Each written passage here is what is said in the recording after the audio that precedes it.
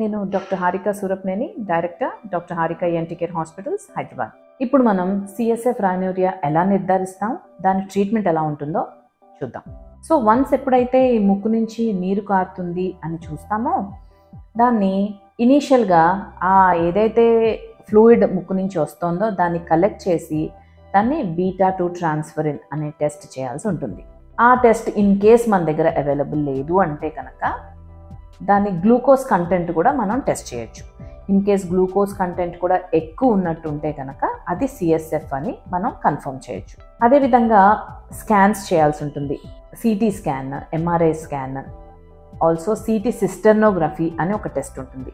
ఇలాంటి స్కాన్స్ ద్వారా మనకు అసలు ఎక్కడి నుంచి లీక్ వస్తుంది, అసలు ఇది CSF లీకా లేకపోతే ఇంకేదైనా కారణం వల్ల ముక్కు నుంచి నీరు కారుతోందా అనే విషయాలు మనకి ఈ స్కాన్స్లో తెలుస్తాయి.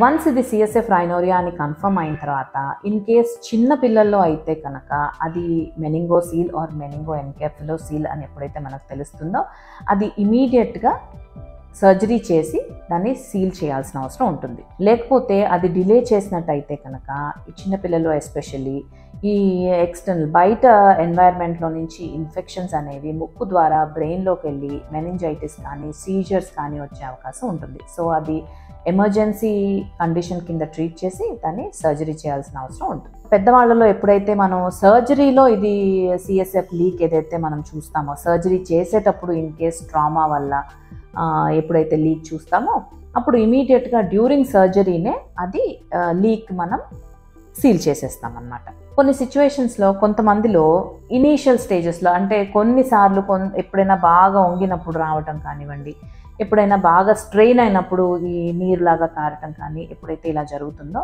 అలాంటి వాళ్ళకి కంప్లీట్ బెడ్ రెస్ట్ తీసుకుంటూ ఇన్ఫెక్షన్స్ రాకుండా యాంటీబయాటిక్స్ అవి వాడుతున్నట్లయితే కనుక కొంతవరకు మనం దీన్ని అవాయిడ్ చేయగలుగుతాం.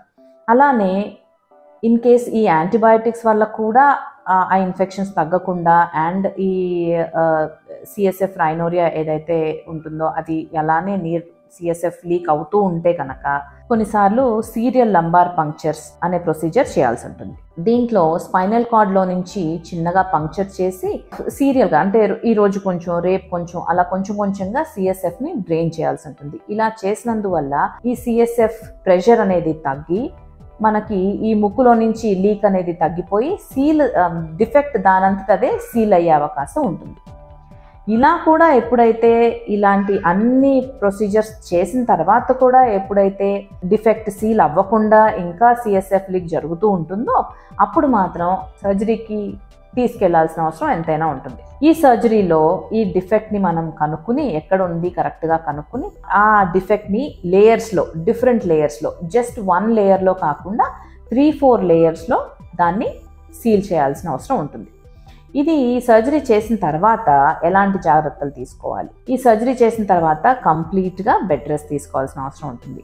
దేని మీద కూడా స్ట్రెయిన్ పెట్టకూడదు. ఇలా ఏదన్నా బరువులు లేపడం కానీ, స్ట్రెయిన్ చేయటం కానీ, బాగా యాంగ్షియస్గా ఫీల్ అవటం కానీ ఇలాంటివి ఏవి చేయకుండా చాలా జాగ్రత్తగా ఉంటే కనుక ఇది కంప్లీట్గా రికవర్ అయిపోతుంది.